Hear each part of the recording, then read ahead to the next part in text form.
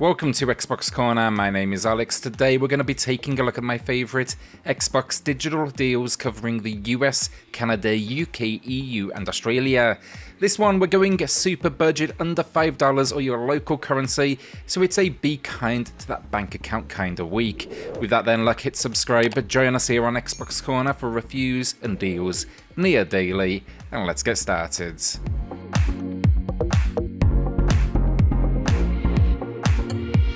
If you do decide to grab anything today, then consider heading to cornershop.gg and use code CORNER at checkout for 10% off, instant delivery Xbox Digital Store gift cards, and even those Gamepass and Gold memberships. 9 Monkeys of Shaolin then to kick us off, and it's going to be for the side-scrolling brawler fans. It's matching the low here, 80% off. It's throwing you into a revenge story. You'll take on the role of Wei Cheng. You're out to avenge the death of your friends and family. It packs though local and online co-op, and I just like the fact it's a sizable game for the genre. Think here 25 levels to overcome, as well as RPG elements in the form of character development. That's going to be things like perks, fighting styles and items. These then they're unlocked from a home base in between missions. Scott Pilgrim versus the world as well, then while I'm on beat 'em ups, it's back matching the low price, 67% off. This, it was a classic. It was almost lost after we saw no physical release or digital for years.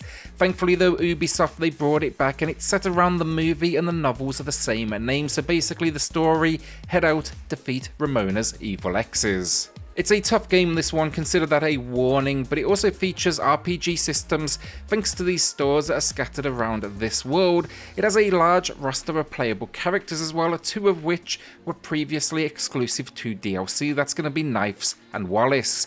Between the core game though, the mini-games, great pixel work, and a soundtrack that's incredible from Anna Managuchi, this is going to be well worth that cash.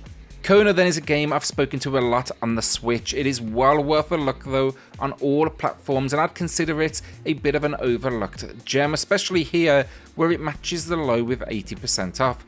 Now look, it can be a little clunky at times, not going to lie about that, but it's the narrative and the world as you face this adventure that I enjoy so much. Story though, it's 1970, Northern Canada. You are a detective investigating what are these kind of surreal events. Go investigate what's happening though during a snowstorm and uncover all sorts, from wildlife that wants to attack to the almost paranormal to battling the elements to survive. Not the fastest of paces as experiences go, but I found it was just incredibly immersive. Monster Energy Supercross, the official video game free, then is here, 85% off. That marks a new low price. I'll keep it quick, it's Supercross. Sure, we are up to the 5th entry at this point, but I think at this price point, you just can't go wrong. The mechanics are still sound, the whips are honestly weak, but it's packed with content and it is a fun ride. It's all about learning the lines over simply going fast. Child of Light then is here with 70% off this. It's a gem of a release from Ubisoft. It's surprisingly coming from a creative director of Far Cry fame, but this, they describe it as a playable poem. That may put some off, but it's an incredibly well done platforming styled RPG. It's inspired by fairy tales as well, and we awaken in a lost world with a fight ahead of us to return home. It features though an active time battle system. It's obviously side on, and then it's stunning visual and audio design to back it all up. Decent chunk of game for your cashier as well. You're looking at a completion time at right around 11 hours. It's not, however, the longest game on today's list. I'm going to say that's got to easily be Dragon's Dogma Dark Arisen, and that is here with 85% off, matching the low price. This, it's a critically acclaimed action RPG. Dark Arisen, it basically combines the base game with what is a sizable expansion. They also made some tweaks for balancing purposes. The story though, we are out to hunt a dragon. That dragon is said to end the world, so it's definitely this high stakes narrative. I always thought it was a little underappreciated, but it's a huge world with a solid combat system, and then we are packing in a ton of customization and exploration. Strongly suggest it, and the runtime, a good 35 hours for the main story alone, well over 100 hours though for completionists, so it's definitely not bad for a game that is currently under $5. Windbound then, it's for the survival fans. While it didn't live up to expectations, honestly, many expected something in line with Zelda, it still has some good systems, namely building up a boat to reach portals with increasingly challenging sets of islands. A particular highlight is facing the rough waters between worlds. The gameplay though, investigate these locations, gather resources, and of course survive, manage those vitals. Unsure if permadeath is for you as well, do not worry, it has an easier mode that saves progress, so it should be a good option for all. The idea though, it gets a little repetitive honestly, but you can't knock the price.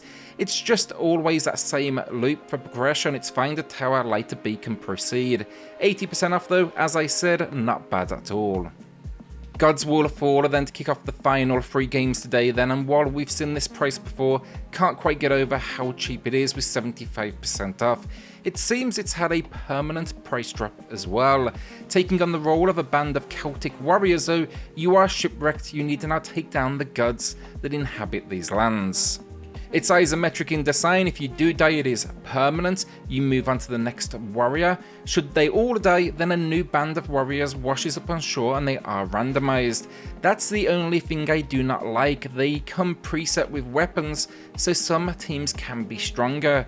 I definitely prefer a choice like that seen in Hades, where I could kind of master a weapon. Great game still. You'll just quickly kind of identify the weak and the strong teams. Batman Return to Arkham then is our penultimate game, 75% off, it's matching the low price. This should need just a little introduction. I do know though we definitely need now a new entry.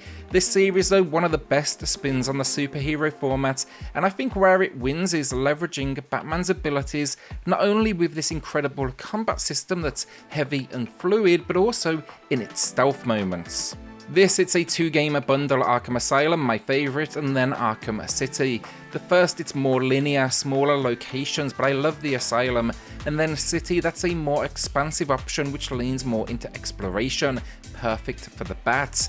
They've been remastered then as well, and it includes all previously released DLC, so it's another one with a ton of game for your cash.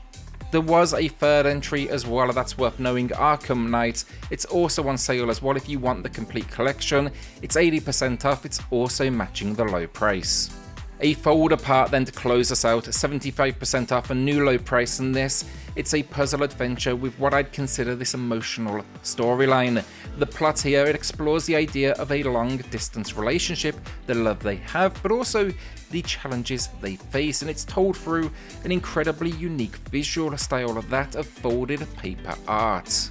It's definitely not a challenging game, but there's environmental puzzles to solve, mostly built around creating these pathways to push the characters forward, but it's just really unique, can't name another game quite like it. Will you be adding anything to the library then, or holding onto that cash? With that then, look, hit subscribe, join us here on XboxCorner for reviews and deals near daily, and I'll see you all on the next video. Thanks everyone.